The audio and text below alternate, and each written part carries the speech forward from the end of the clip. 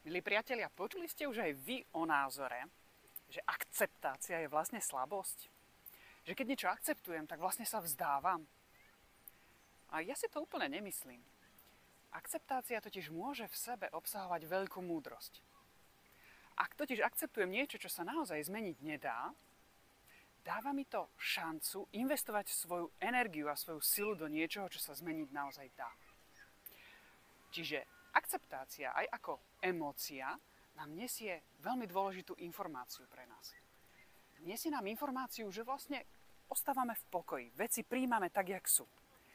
A táto emócia môže byť takým odrazovým mostíkom k mnohým iným emóciám, ktoré sú veľa dynamickejšie, možno napríklad ambícia.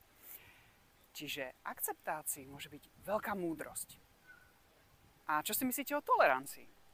Daniel Newby pod toleranciou myslí stav, v ktorom potrebujem vydržať, kým nejaká situácia sa zmení, potrebujem investovať do ňoho až kým nenastane stav, po ktorom túžim.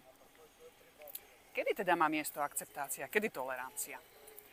A toto si myslím, že je práve v tomto je tá múdrosť. Rozlíšiť, kedy veci prijať také, aké sú, ako keby nebúšiť hlavou do múru, ale hľadať to, kde má zmysel ísť, a kedy naopak bojovať, venovať čas, energiu, trpezlivosť do toho, aby sa veci zmenili. Takže múdrosť zdá sa, že je práve v tom rozlíšení. Akceptovať alebo tolerovať.